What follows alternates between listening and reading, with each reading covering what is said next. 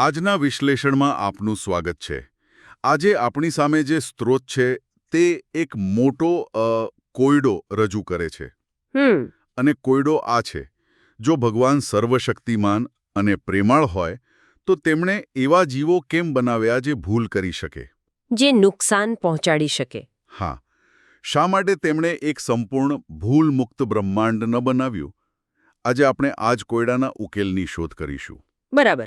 આપણી પાસે કેટલીક ધર્મશાસ્ત્રીય નોંધો છે અને બાઇબલના અવતરણો પણ છે જે આ પ્રશ્નનો એક ખૂબ જ વિશિષ્ટ જવાબ આપે છે. અને થોડો ઊંડો પણ છે. હા, ઊંડો પણ. થોડું જટિલ લાગી શકે છે, પણ અમારી સાથે રહો, કારણ કે તેની પાછળનો મૂળ વિચાર ખરેખર રસપ્રદ છે. બિલકુલ. અને આ સ્ત્રોતની દલીલને સમજવા માટે આપણે પરંપરાગત વિચારોને થોડીવાર માટે બાજુ પર મૂકવા પડશે. અચ્છા. આ કોઈ સામાન્ય વાર્તા જેવું નથી, પણ જાણે એક વૈશ્વિક કાનૂની દલીલ જેવી છે. કાનૂની દલીલ? હા, જે પ્રેમ, સ્વતંત્ર ઈચ્છા અને બલિદાનના પાયા પર ટકેલી છે. અને આ બધી દલીલની શરૂઆત ક્યાંથી થાય છે? ભગવાનની એક જ આજ્ઞાથી, જે દેખાય છે તેના કરતાં ઘણી ઊંડી છે. તો ચલો ત્યાંથી જ શરૂઆત કરીએ. આપણે સામાન્ય રીતે આજ્ઞાઓને કેવી રીતે જોઈએ છીએ? આ ન કરો, તે ન કરો, એક નકારાત્મક સૂચિ તરીકે. બરાબર. પણ આ સ્ત્રોત કહે છે કે ભગવાનની મૂળ આજ્ઞા એ નથી કે ફક્ત કોઈને મારો નહીં કે ચોરી ન કરો. એનાથી પણ આગળ જાય છે, ખરો ને? હા, બિલકુલ. તે કહે છે કે હૃદયમાં પણ કોઈના માટે ખરાબ વિચાર ન લાવો. અંતિમ લક્ષ્ય એક એવું સર્જન છે જ્યાં કોઈ પણ જીવ સૈદ્ધાંતિક રીતે પણ બીજાને નુકસાન પહોંચાડવા વિશે વિચારી પણ ન શકે. હા, અને આ વિચારનું શિખર આપણને મેથ્યુ 5:44માં જોવા મળે છે. તમારા દુશ્મનોને પ્રેમ કરો. દુશ્મનોને પ્રેમ કરો. અને આ કોઈ ભાવનાત્મક કે રોમેન્ટિક પ્રેમ નથી. આ એક એવો પ્રેમ છે જે સક્રિયપણે દુશ્મનનું પણ ભલું ઈચ્છે છે. અને અહીંથી જ સ્વતંત્ર ઈચ્છાનો ખરો ખેલ શરૂ થાય છે. એક મિનિટ, આ મને સમજવા દો. સામાન્ય રીતે તો આપણે એમ માનીએ છીએ કે સ્વતંત્ર ઈચ્છા એટલે સારું કે ખરાબ પસંદ કરવાની ક્ષમતા. બરાબર. પણ આ સ્ત્રોત કંઈક અલગ કહી રહ્યો હોય તેવું લાગે છે. તે બરાબર એ જ કહી રહ્યો છે. સ્ત્રોતની દલીલ એ છે કે સ્વતંત્ર ઈચ્છાની પૂર્ણતા ત્યારે નથી થતી જ્યારે તમે ખરાબ પસંદ કરો. તો ક્યારે થાય છે? એની પૂર્ણતા ત્યારે થાય છે જ્યારે તમારી પાસે નુકસાન પહોંચાડવાની પૂરેપૂરી શક્તિ અને આઝાદી હોય. ઓકે. પણ તમે પ્રેમથી તે ન કરવાનું પસંદ કરો. વિચારો, એક રોબોટ જે નુકસાન નથી કરતો કારણ કે તે પ્રોગ્રામ થયેલો છે. અને એક વ્યક્તિ જે નુકસાન કરી શકે છે પણ પ્રેમ ખાતર નથી કરતી. બંનેમાં કોની ઈચ્છા વધુ મૂલ્યવાન છે? જે પસંદગી કરે છે તેની. બરાબર. સ્ત્રોત મુજબ સાચી સ્વતંત્ર ઈચ્છા પ્રેમમાં જ પૂર્ણ થાય છે. વાહ, એ તો વિચારવાની એક નવી જ રીત છે. પણ પછી અહીં એક મોટો વિરોધાભાસ ઊભો થાય છે ને. કયો? જો આટલો ઊંચો પ્રેમ જરૂરી છે તો તે આવશે ક્યાંથી? શું આપણે એ પ્રેમ સાથે જન્મ્યા છીએ? અને એ જ આ કોયડાની પહેલી ગાંઠ છે. સ્ત્રોત એકદમ સ્પષ્ટપણે કહે છે, નહીં, ના. ના. ના. સર્જાયેલા જીવોમાં, પછી તે મનુષ્ય હોય કે દૂતો, આ પ્રકારનું નિસ્વાર્થ બલિદાન આપનારો પ્રેમ સ્વાભાવિક રીતે હોતો જ નથી. એટલે કે એ આપણી મૂળભૂત રચનાનો ભાગ નથી? બિલકુલ નથી. એટલે હવે આપણી સામે એક સમસ્યા છે. એક એવી આજ્ઞા જે પાળવી જરૂરી છે, પણ તેને પાળવાની ક્ષમતા જીવોમાં છે જ નહીં. તો આ તો એક અશક્ય પરિસ્થિતિ જેવું લાગે છે. જો જીવોમાં પ્રેમ સ્વાભાવિક રીતે નથી, તો પછી આટલી ઊંચી આજ્ઞા પૂરી કેવી રીતે થઈ શકે? આ તો અન્યાય જેવું નથી લાગતું? ઘણાને એવું લાગી શકે છે. અને સ્ત્રોત મુજબ આ જ સમસ્યાના ઉકેલ માટે ક્રોસ કેન્દ્રમાં આવે છે. ક્રોસ? હા. અહીં ક્રોસને માત્ર એક ઐતિહાસિક ઘટના તરીકે નથી જોવામાં આવતી. તેને એક દૈવી તંત્ર, એક મિકેનિઝમ તરીકે જોવામાં આવે છે. એક મિકેનિઝમ? હા. જેના દ્વારા ભગવાન જે ગુણવત્તા જીવોમાં નથી, એટલે કે દૈવી પ્રેમ, તેને તેમની અંદર સ્થાપિત કરે છે. તે સમય અને અવકાશમાં ભગવાનના પ્રેમનો એક નક્કર પુરાવો છે. એટલે કે ક્રોસ એક પ્રકારનું ટ્રાન્સપ્લાન્ટ છે, પ્રેમનું ટ્રાન્સપ્લાન્ટ? હા, તમે એ રીતે કહી શકો. સ્ત્રોત આ પ્રક્રિયાને ખૂબ જ વ્યવસ્થિત રીતે સમજાવે છે. એના 4 મુખ્ય પગલાં છે. ઓકે. પહેલું, ક્રોસ ભગવાનના પ્રેમનું પ્રદર્શન કરે છે. તે બતાવે છે કે પ્રેમ કેવો દેખાય છે. તે બીજા માટે પોતાનો જીવ આપવા સુધી જાય છે. બીજું, જ્યારે કોઈ વ્યક્તિ આ પ્રેમને સાચા અર્થમાં સમજે છે ત્યારે તેને પોતાના પાપ અને સ્વાર્થ પ્રત્યે ધિક્કાર ઉત્પન્ન થાય છે. અને આ ધિક્કારથી પસ્તાવો જન્મે છે, બરાબર? હા, ત્રીજું પગલું છે પસ્તાવો, જેનાથી પાપોની માફી મળે છે. અને પછી ચોથું, સૌથી મહત્વનું પગલું આવે છે. વ્યક્તિને પવિત્ર આત્મા પ્રાપ્ત થાય છે. પવિત્ર આત્મા? અહીં સ્ત્રોત એક કોરિયન શબ્દ વાપરે છે, સોંગન્યોંગ હનાનીમ. સોંગન્યોંગ હાનાનીમ. આ ફક્ત પવિત્ર આત્મા નથી, તેમાં હનાનીમ એટલે કે ભગવાન શબ્દ જોડાયેલો છે, જે તેની દૈવી પ્રકૃતિ અને શક્તિ પર ભાર મૂકે છે. અચ્છા. તે કોઈ શક્તિ કે પ્રભાવ માત્ર નથી, પણ સ્વયં ભગવાન છે, જે વ્યક્તિની અંદર આવે છે. તો આ પવિત્ર આત્મા અંદર આવીને શું કરે છે? શું તે વ્યક્તિની સ્વતંત્ર ઈચ્છા પર કબજો કરી લે છે? આ એક ઉત્તમ પ્રશ્ન છે, અને સ્ત્રોતનો જવાબ છે ના. તે કબજો નથી કરતો, પણ પરિવર્તન કરે છે. પરિવર્તન? હા, પવિત્ર આત્મા ભગવાનના નિયમને એટલે કે પ્રેમને વ્યક્તિના હૃદય અને મન પર લખી દે છે. આ એ નવો કરાર છે, જેનો ઉલ્લેખ આપણને યર્મિયા 31:33માં મળે છે. એટલે હવે પ્રેમ એ બહારથી લાદવામાં આવેલો નિયમ નથી રહેતો. બરાબર, પણ અંદરથી આવતી એક સ્વાભાવિક ઈચ્છા બની જાય છે. વ્યક્તિની સ્વતંત્ર ઈચ્છા છીનવાઈ નથી જતી, પણ તે દૈવી પ્રેમ સાથે એકરૂપ થઈ જાય છે. હવે તે નુકસાન પહોંચાડવા માંગતી જ નથી. ઠીક છે. તો ક્રોસ આંતરિક પરિવર્તન લાવે છે, તે વ્યક્તિના હૃદયને બદલી નાખે છે. પણ આ વાતને સમગ્ર બ્રહ્માંડ સમક્ષ સાબિત કેવી રીતે કરી શકાય? આનો કોઈ બાહ્ય નક્કર પુરાવો છે? કારણ કે જો કોઈ જોઈ ન શકે તો શંકા તો રહી જ શકે છે ને? બરાબર. અને અહીંથી આપણે કોયડાના બીજા ભાગમાં પ્રવેશીએ છીએ, પુરાવો. આ આંતરિક પરિવર્તનનો બાહ્ય પુરાવો શું? હા. સ્ત્રોત મુજબ આ પ્રેમની ચરમસીમા શહાદત છે, જેના માટે તે સુન્ગ્યો શબ્દ વાપરે છે. તેને પ્રેમનું શિખર કહેવામાં આવ્યો છે. તો સુન્ગ્યોનો અર્થ માત્ર મૃત્યુ નથી, પણ એ એક નિવેદન છે. જેમ કે કોઈ કોર્ટમાં અંતિમ સાક્ષી જુબાની આપે છે કે કાયદો સાચો છે, ભલે તેની કિંમત પોતાનો જીવ કેમ ન હોય. તમે એકદમ સાચો શબ્દ પકડ્યો.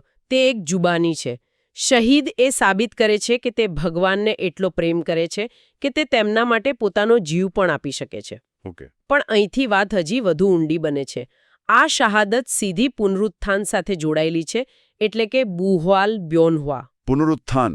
સ્ત્રોત મુજબ મૃત્યુ પાપનું પરિણામ છે, પાપની સજા છે. ઓકે.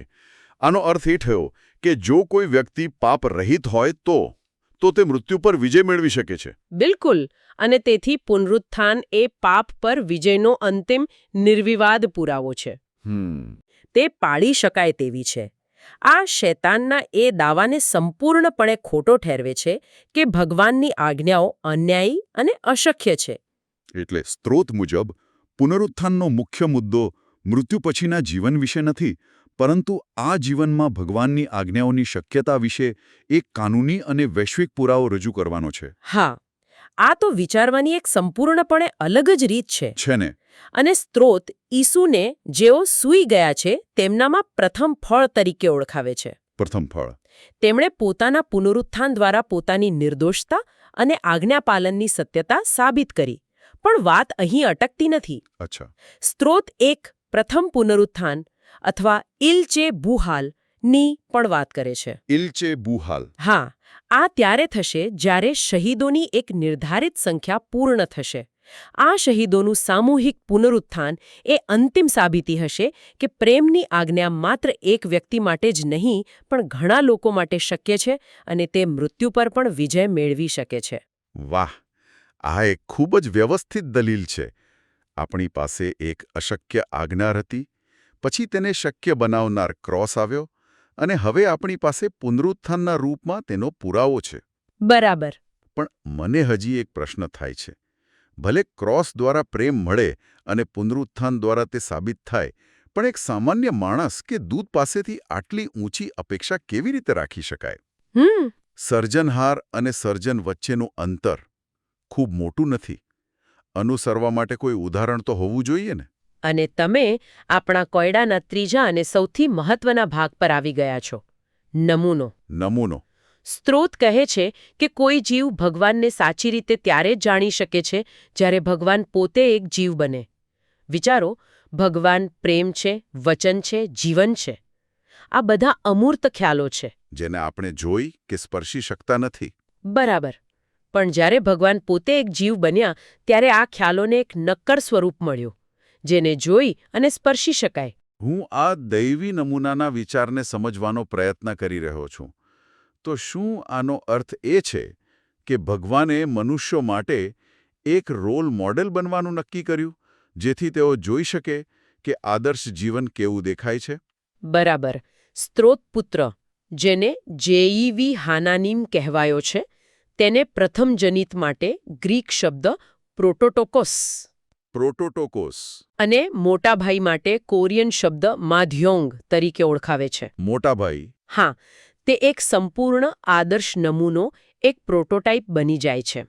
તેને આ રીતે વિચારો, જો તમે કોઈને સંપૂર્ણ કેક કેવી રીતે બનાવવી તે શીખવવા માંગતા હો, તો તમે ફક્ત રેસીપી નથી આપતા, તમે જાતે એક સંપૂર્ણ કેક બનાવીને બતાવો છો.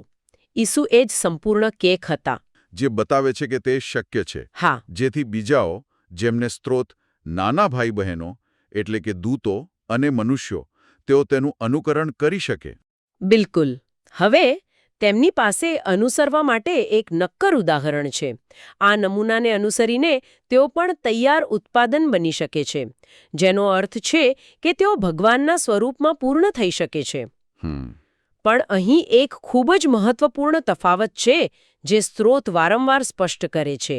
કયો તફાવત? જીવો ચરિત્રમાં, સ્વભાવમાં, પ્રેમમાં ભગવાન જેવા બને છે, પરંતુ તેઓ પોતે ભગવાન નથી બની જતા. ઓકે, આ મહત્વનું છે. હા, તેઓ સમય અને અવકાશમાં સીમિત જીવો જ રહે છે, જ્યારે ભગવાન તેનાથી સંપૂર્ણપણે પર છે. આ એકરૂપતા સ્વભાવની છે, તત્વની નહીં. તો આખી પ્રક્રિયાનું અંતિમ લક્ષ્ય શું છે? આ બધું શા માટે? આપણે શરૂઆતના કોયડા પર પાછા આવીએ. આ બધું ગોઠવવાનો હેતુ શું હતો? સ્ત્રોત મુજબ અંતિમ લક્ષ્ય ભગવાનનો મહિમા છે, અને તે સાબિત કરવું કે તેમનો માર્ગ સાચો અને ન્યાયી છે. અને આમાં આદમ એટલે કે આદમ તેની ભૂમિકા કેન્દ્રમાં છે. તેનું સર્જન ખાસ કરીને આજ્ઞાઓની સત્યતા સાબિત કરવાના આ મોટા વૈશ્વિક નાટકમાં મુખ્ય પાત્ર ભજવવા માટે કરવામાં આવ્યું હતું. પણ આદમ તો નિષ્ફળ ગયો હતો, તો પછી તે કેવી રીતે કંઈ સાબિત કરી શકે? આજ તો આ દલીલનું સૌથી રસપ્રદ વળાંક છે.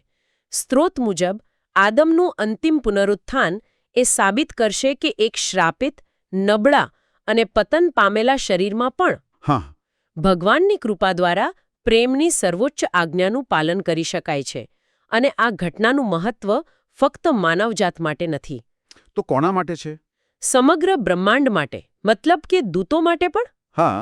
જ્યારે એક મનુષ્ય દ્વારા, જે દૂતો કરતાં નીચો ગણાય છે, તેના દ્વારા આજ્ઞાઓની સત્યતા સાબિત થઈ જાય છે, ત્યારે ભગવાનના પ્રેમ અને ન્યાય વિશેની બધી શંકાઓ, જે કદાચ કેટલાક દૂતોના મનમાં પણ હતી, તે કાયમ માટે દૂર થઈ જાય છે. એટલે આ એક સાંકળ પ્રતિક્રિયા જેવું છે. બરાબર. પુરાવો શંકાને દૂર કરે છે. શંકા દૂર થવાથી પાપનો નાશ થાય છે, કારણ કે પાપનો આધાર અવિશ્વાસ અને શંકા પર છે. અને જ્યારે પાપનો નાશ થાય, ત્યારે સ્વતંત્ર ઈચ્છા પ્રેમમાં પૂર્ણ થાય છે, અને આ રીતે સર્જનનું મૂળ કાર્ય સંપન્ન થાય છે. આ એક ખૂબ જ ઊંડો વિચાર છે. ચાલો એક ક્ષણ માટે આના પર વિચાર કરીએ. આનો અર્થ એ છે કે સર્જનનો હેતુ માત્ર સુખ નથી, પણ પ્રેમની સાબિતી છે. તે એક વૈશ્વિક પરીક્ષણ જેવું છે, જેનો હેતુ બતાવવાનો છે કે પ્રેમ એ બ્રહ્માંડનો સર્વોચ્ચ નિયમ છે. તમે તેને એ રીતે જોઈ શકો છો. એક એવી સ્થિતિ જ્યાં દરેક જીવ મુક્તપણે અને પ્રેમથી ભગવાન અને એકબીજા સાથે સંપૂર્ણ સુમેળમાં રહે છે. કારણ કે તેઓએ જાતે જ પ્રેમનો માર્ગ પસંદ કર્યો છે. અને તેની સત્યતા જોઈ લીધી છે. વાહ! આપણે આજે જે ચર્ચા કરી તે ખરેખર એક સંપૂર્ણ ચક્ર છે. આપણે એક કોયડાથી શરૂઆત કરી, એક પ્રેમાળ ભગવાને અપૂર્ણ જીવો કેમ બનાવ્યા. આપણે પ્રેમની સર્વોચ્ચ આજ્ઞાને જોઈ, જેણે સ્વતંત્ર ઈચ્છાની સમસ્યાને ઉજાગર કરી. પછી આપણે જોયું કે સ્ત્રોત મુજબ ક્રોસ કેવી રીતે આ આંતરિક સમસ્યાનો ઉકેલ રજૂ કરે છે. અને ત્યાર પછી પુનરુત્થાન. હા, આપણે પુનરુત્થાનને એક બાહ્ય પુરાવા તરીકે જોયું, જે આજ્ઞાની સત્યતા અને પાપ પર વિજયને સાબિત કરે છે. અને છેલ્લે આપણે દૈવી નમૂનાના ખ્યાલને સમજ્યો, જ્યાં ભગવાન પોતે એક જીવ બનીને બીજા જીવો માટે પૂર્ણતાનો માર્ગ બતાવે છે.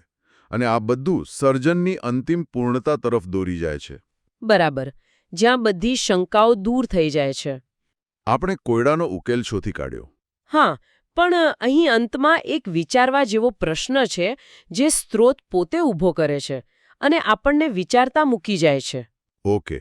સ્ત્રોત એક જગ્યાએ કહે છે કે ભગવાન દરેક જીવની દરેક પસંદગીને જાણે છે અને તેમણે દરેકને, ભલે તે સારું પસંદ કરે કે ખરાબ, એક નિશ્ચિત સમયે અને સ્થળે તેમની મોટી યોજના પૂરી કરવા માટે ગોઠવ્યા છે. આ ગહન છે. હા, તો આ એક પ્રશ્ન ઊભો કરે છે જેના પર શ્રોતાઓ વિચાર કરી શકે છે. જો દરેક પસંદગી પહેલેથી જ જાણીતી હોય અને તે એક મોટા દૈવી હેતુમાં ફાળો આપતી હોય, તો પછી વ્યક્તિગત સ્વતંત્ર ઈચ્છાનો સાચો અર્થ શું છે?